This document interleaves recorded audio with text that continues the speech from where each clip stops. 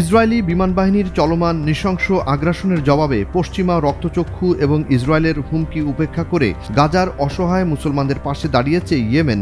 গাজায় অব্যাহত অবরোধের জবাবে ইসরায়েলের একটি সমুদ্র বন্দরে নতুন করে নিষেধাজ্ঞা দিল ইয়েমেনের হুতি আনসারুল্লাহ।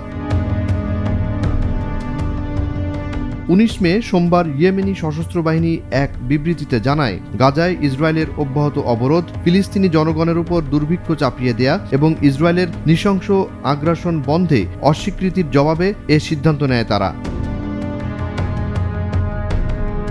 ইয়েমেনের বিবৃতিতে বলা হয়, আল্লাহর প্রতি ভরসা করে ইয়েমেনি সশস্ত্র বাহিনী তাদের নেতৃত্বের নির্দেশনা অনুযায়ী হাইফা বন্দরে নৌ অবরোধ কার্যকর করার সিদ্ধান্ত নিয়েছে।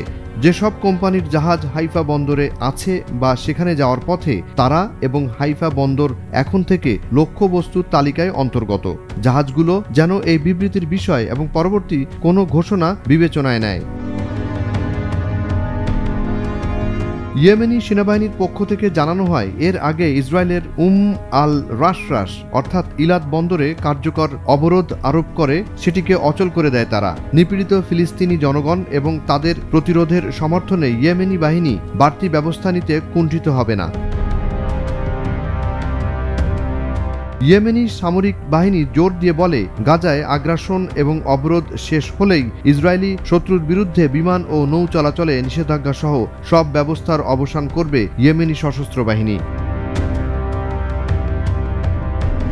এর আগে ইয়েমেনের এক উচ্চপদস্থ কর্মকর্তা আন্তর্জাতিক বাণিজ্যিক এয়ারলাইনগুলোকে ইসরায়েল অধিকৃত অঞ্চলের বেন গুরিয়ন বিমানবন্দরে ফ্লাইট পুনরায় চালু না করতে সতর্ক করেন।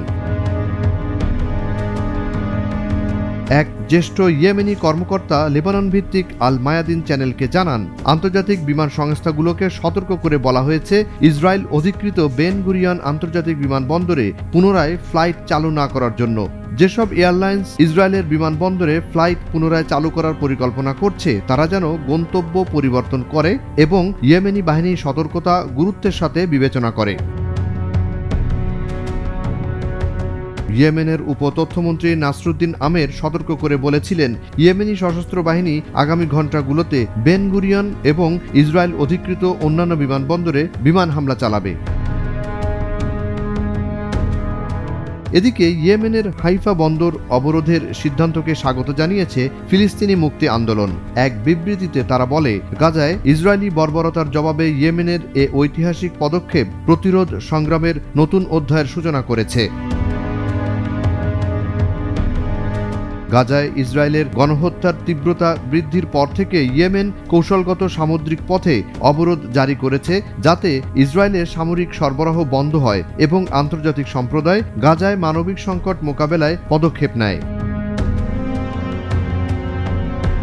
জুনায়েদ আলী সাকি, বৈশাখী সংবাদ।